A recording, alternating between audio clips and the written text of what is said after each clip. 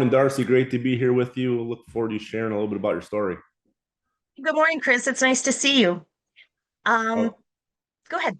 yeah, just start off by just sharing a little bit about your background. Let us get to know you a little bit better. Okay, great. So I have a little bit of a unique story. I've lived in New York for now 35 years, but I was born in North Dakota.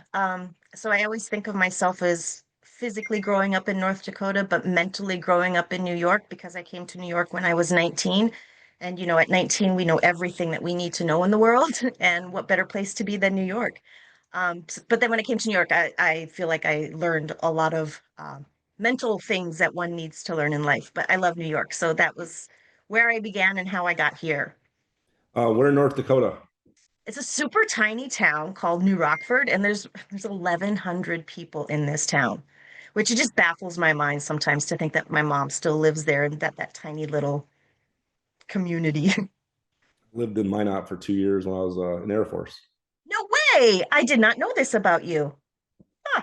What years were you in the Air Force? 96 to 2001. Okay, because my brother was in the Air Force too, but he was in 85 to 87, I think. Awesome. Yeah, wow. So, yeah, so what inspired you to become a massage therapist? Um, from a very young age, I've always been a people pleaser and I just want to make people happy. That's what fills my cup up. Um, I have also been very fascinated with the human body and what it can do and how fragile it is, but yet we persevere for so long in this apparatus, if you will. Um, my first career, I was a dental assistant. Again, because the human body just fascinates me, and I would learn so much every day. But the other thing that came with that job as a dental assistant is there was a lot of negativity. Not many people really like dentists. So, although it wasn't directed to me personally, I think every day I heard, I hate you. I don't want to be here.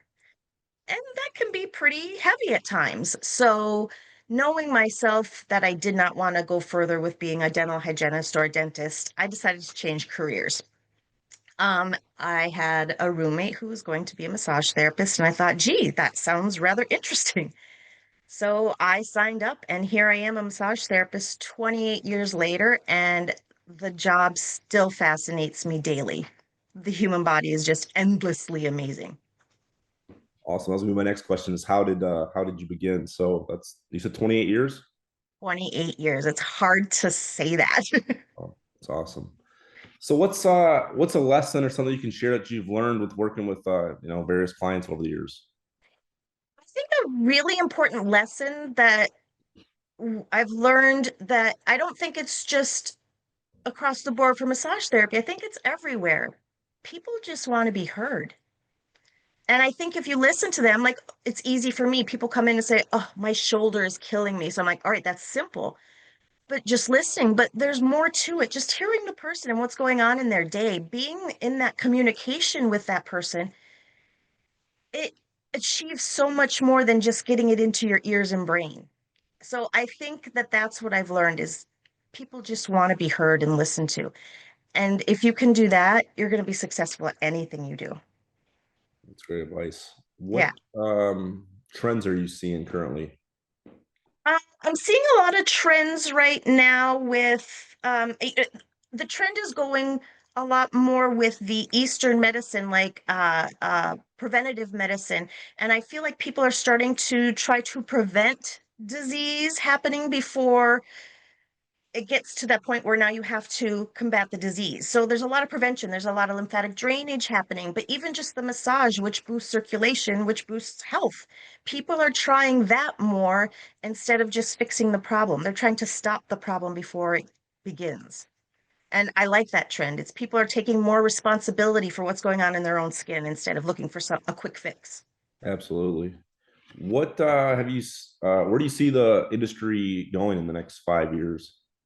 The industry, I'm very happy to say, has tapped it, well, the insurance industry has tapped into massage, which is great because that opens up massage to so many people who might not be able to get it otherwise.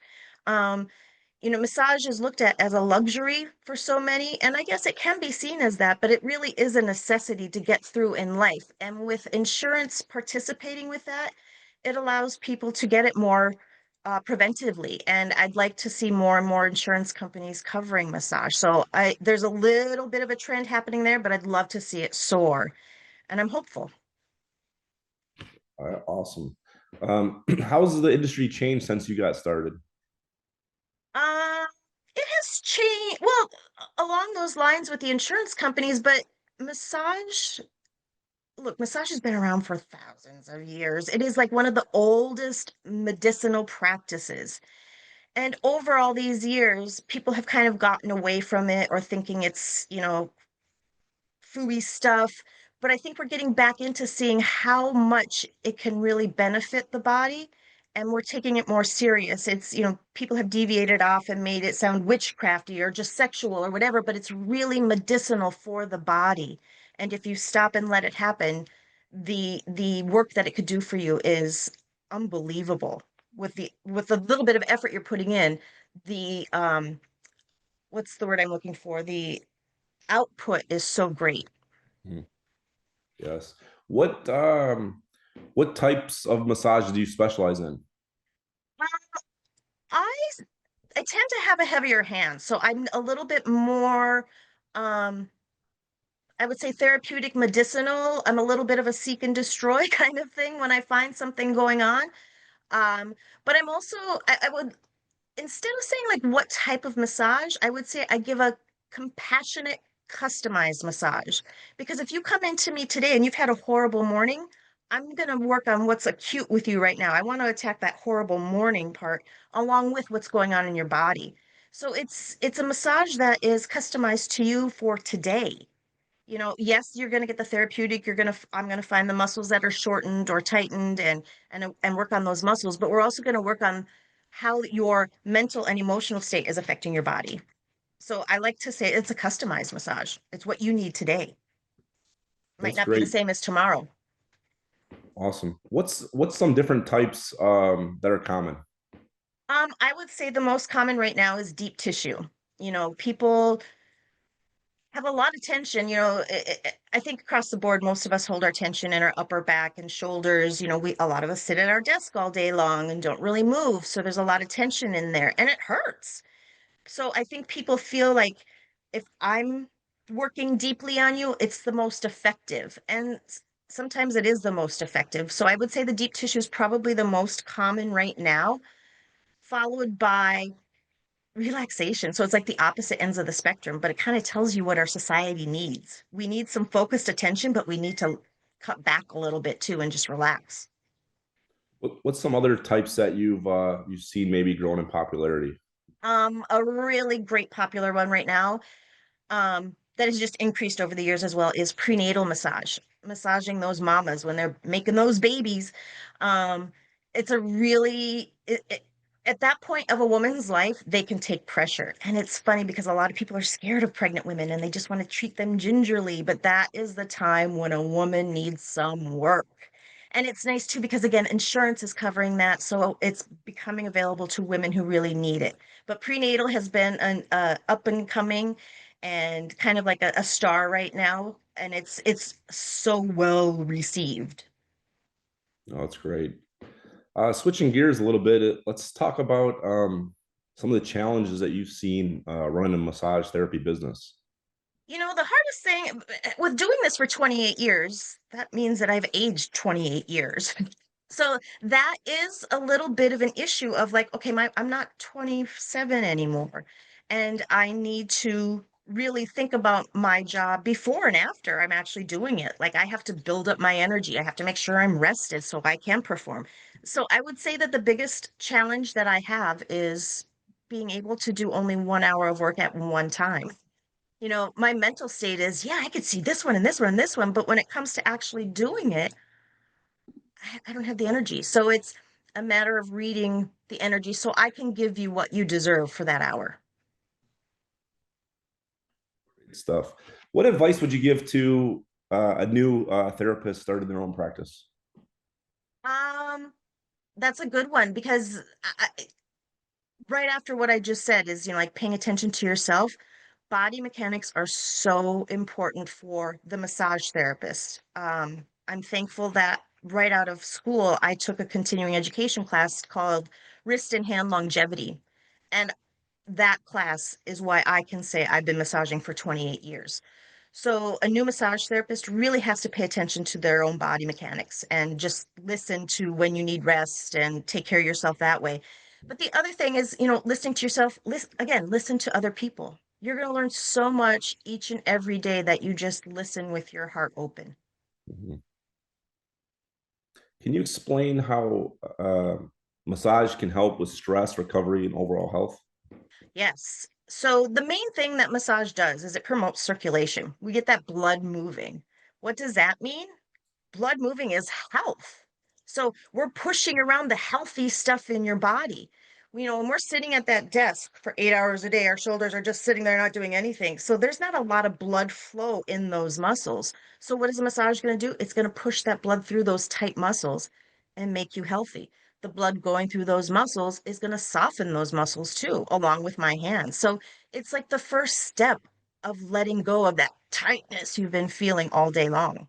I mean, wouldn't it be great if we all could get a massage every day? What would this world look like? Hmm. People will be a lot happier, that's for sure. Oh my goodness, could you imagine? Tell us maybe share with us a story of a client that maybe one of your favorites over the years or something you share with us. Um, honestly, I would have to say the best situation, and it's a personal situation. I was working with a client who had horrible digestion issues. And we all know what it feels like to have digestion issues, whether it's too much or not enough. It just doesn't feel good. It's the same thing that's in front of our face before every thought. And I did an abdominal massage on someone. And within an hour, there was relief. And we all know what that relief is, like that is like joy of like, oh my God, now I can continue on.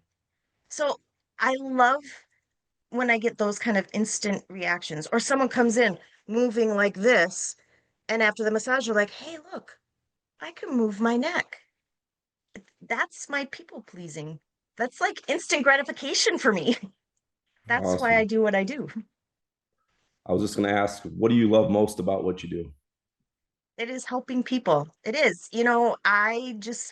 I want to make you happy. I want to put a smile on your face.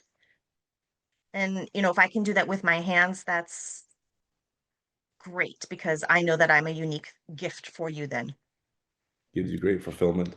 It really does. I don't have a job. I get to go do this passion every day. I really do feel that way. Love that. What motivates you to keep learning and growing in your profession? Each body that comes my way. Someone comes in with something new, and I'm a question asker. I'm like, "Ooh, what's this? How does that feel? When did you learn this? What else came from that?" I look at each body when it comes in as a mystery.